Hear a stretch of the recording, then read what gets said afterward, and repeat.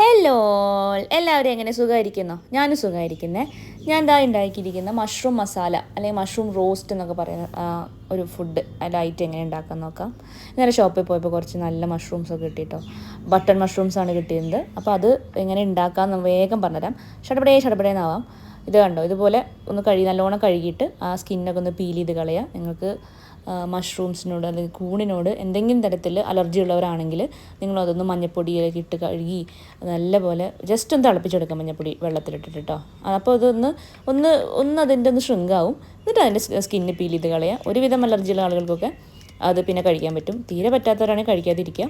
ബോഡിയിൽ ഒരുപാട് റിയാക്ഷൻസ് ഉണ്ടാകുന്നവരാണെങ്കിൽ കഴിക്കാതിരിക്കുക കേട്ടോ.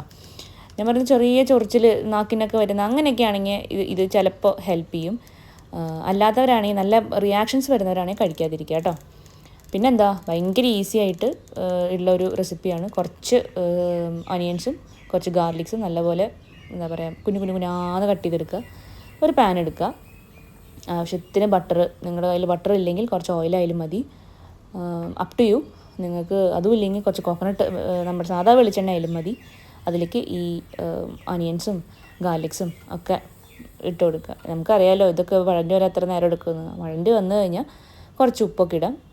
ഞാൻ യൂഷ്വലി വഴണ്ടതിന് ശേഷമാണ് എല്ലാവരും ഇടുക. അപ്പോൾ കുറച്ച് ഉപ്പിട്ട് കൊടുത്തു.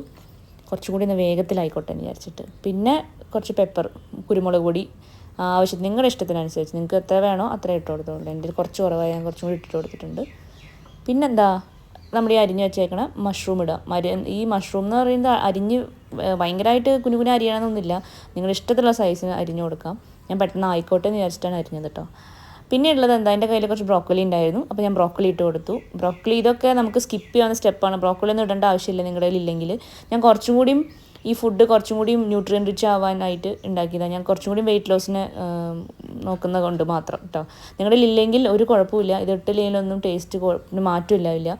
ഇത് ഇടുമ്പോൾ വേറൊരു ടേസ്റ്റാണ്, ഇടാതിരിക്കുമ്പോൾ അതിനേക്കാൾ നല്ല ടേസ്റ്റാണ്. അപ്പോൾ അത്രയ്ക്കേ ഉള്ളൂ. നല്ലപോലെ ഇത് ഒന്ന് ഭയങ്കരമായിട്ട് കുക്കിംഗ് ടൈമൊന്നും ഇല്ലാത്ത 2 വെജിറ്റബിൾസ് ആണ് കേട്ടോ. പെട്ടെന്നായി കിട്ടും, നമുക്ക് 2-3 മിനിറ്റ്സിൽ സാധനമായി കിട്ടും. അപ്പോൾ ഇതൊക്കെയാണ്. കുറച്ച് മല്ലിയിലുള്ള കാരണം ഷോ ഓഫിന് വേണ്ടി മല്ലിയില ഇങ്ങനെ വിതറി കൊടുക്കുകയാണ്. പിന്നെന്താ, മല്ലിയില ഇല്ലെങ്കിലും ഒരു കുഴപ്പമില്ല, ടേസ്റ്റ് ഒന്നും മാറ്റമൊന്നും ഉണ്ടാവില്ല. ഇത് ഞാൻ വെറുതെ പറയുന്നതല്ല, ഞാൻ സാധാരണ മല്ലിയില ഇടാറില്ല. ഇപ്പോൾ കിട്ടിയത് കൊണ്ട് ഇട്ടതാണ്. അപ്പോൾ അത്രയൊക്കെ ഉള്ളൂ. നല്ലൊരു ടേസ്റ്റുള്ള ഒരു ഡിഷാണ്. എന്താ പറയുക, 2 ബ്രെഡൊക്കെ ടോസ്റ്റ് ചെയ്തിട്ട് നമുക്കിതിൻ്റെ ഒപ്പം ഭയങ്കര ടേസ്റ്റി ആയിട്ട് കഴിക്കാം. ഭയങ്കര ടേസ്റ്റിയാണ് ഇത്. നമുക്ക് ദോശയുടെ ഒപ്പം കഴിക്കാം, ചപ്പാത്തിയുടെ ഒപ്പം കഴിക്കാം. ഞാൻ ബ്രെഡാണ് എടുത്ത് കുറച്ചുകൂടി ഈസി ആക്കാനായിട്ട്. അപ്പോൾ അത്രയൊക്കെ ഉള്ളൂ. ബൈ.